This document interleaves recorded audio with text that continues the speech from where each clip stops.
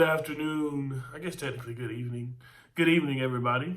I hope you all had a great week. It was so good to see all of you at our movie night Friday.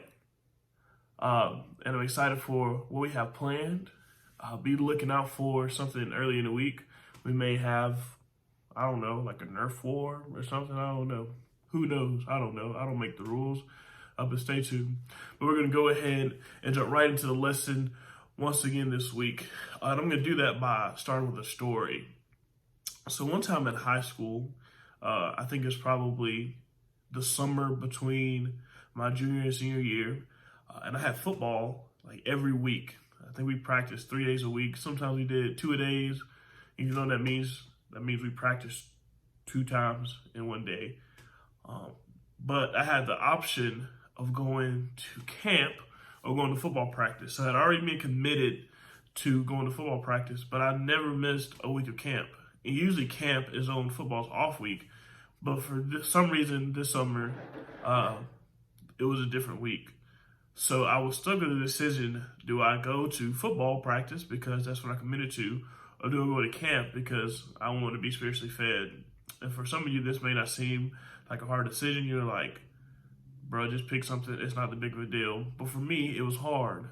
I didn't know what to do because I was like, man, I'm going to my senior year. This is the last year I'm going to play football because I think I had pretty much decided that I wasn't going to play in college.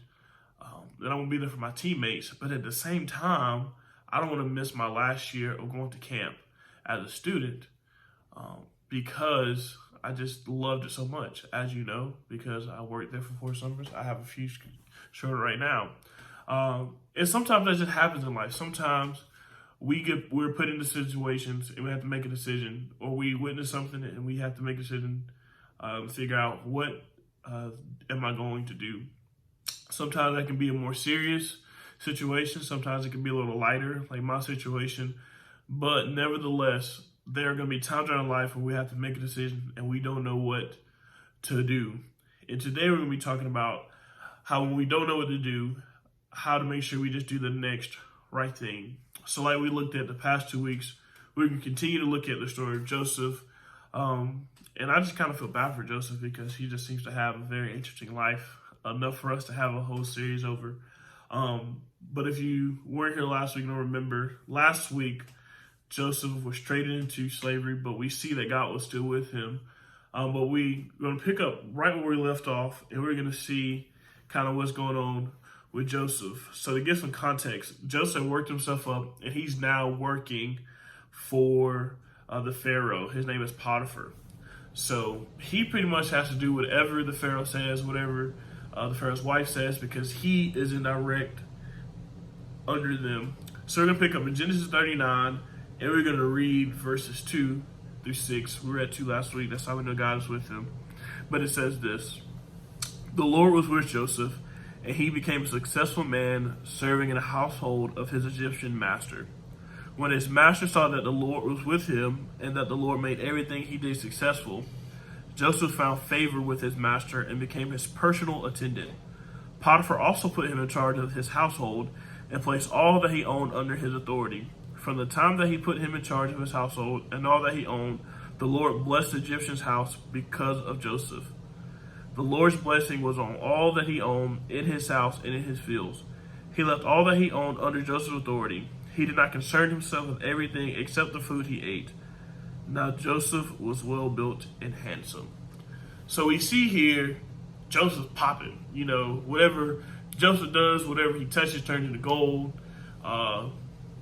The Pharaoh's like, hey, bro, do whatever you want to do. The Lord blessing you, that means the Lord blesses me.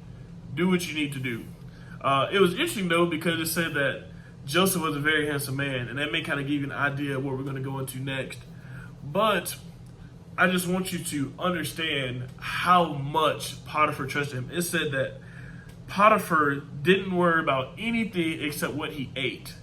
So he is the king over all, and he doesn't worry about anything because the Lord is blessing Joseph this much. But then things kind of make a turn for the worst, and we're going to read verses 6 and 7 together. He left all that he owned under Joseph's authority. He did not concern himself with anything except the food he ate. Now Joseph was well built and handsome. After some time, his master's wife looked longingly at Joseph and said, "Sleep with me." So Joseph looked like me. He was well built and handsome. And Potiphar's wife pretty much says, "I want you." So now Joseph is put in this tough situation where he is supposed to obey what the king tells him, which means he's supposed to obey what his wife tells him. But Joseph knows that it would be the wrong thing to do to be with his wife. So Joseph now has to make a decision. Do I do what is right and be obedient to God? Or do I do what's wrong and sleep with her, even though this is a direct order from the people that I am responsible to? So Joseph is just in this tough situation. And you have to think about the consequences. If he disobeys her, he's risking his livelihood. I mean, if Potiphar entrusted Joseph with everything, Joseph's probably living large. I mean, he's probably top dog. Even though he's a slave, Joseph is probably living a life. But he still has this tough decision to make. And we read what Joseph decides to do in verses 8 and 10. But he refused. "Look," he said to his master's wife, "with me here, my master does not concern himself with anything in his house, but he has put all that he owns under my authority. No one in this house is greater than I am. He has withheld nothing from me except you, because you are his wife. So how could I do this immense evil, and how could I sin against God?"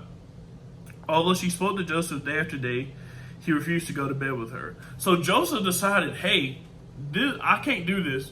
Your husband has blessed me with all of this stuff, all this authority, and it would just not be right for me to be with you. So Joseph refuses time after time after time after time after time after time. And this is going to be tough because this is going to have some consequences. He's going to make Potiphar's wife angry. But Joseph knew that that's what he had to do. He knew that was the next right thing. So he may not have known how things were going to play out. He may not have known how to get out of the situation completely. But he knew the next right thing to do was to not be with his wife. So now we bring it back to us. Well, sometimes we have to make these decisions of integrity.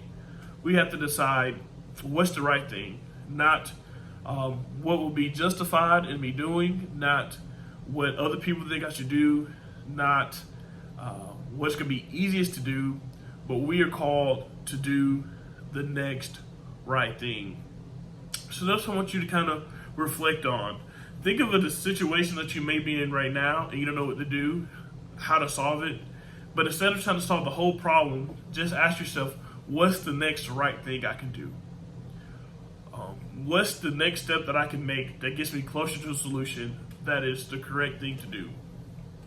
Also, I don't want to oversimplify this and make it seem like it's an easy thing. Sometimes we are in hard positions where we have to make hard decisions. We may know what the right thing is, but it's still hard for us to do. So what I encourage you to do is to kind of tell someone else, let someone in on that decision, and have them pray for you and with you. You don't have to do this alone. Life is not something that is intended for us to do individually. We are supposed to be in community with other people. Even at the very beginning, when God created Adam and Eve, he created Adam, he said, it's not good for man to be alone, and he created Eve. So God even knows, he encourages us to do life in community. So what I encourage you to do is, with any situation you're in, is to do the next right thing. We're going to talk about this more in our groups. We're going to unpack this a little bit in our small groups and discuss it. But until then, love you guys. Can't wait to see you all in person. Stay tuned for some cool things that we're going to have pretty soon. Peace out.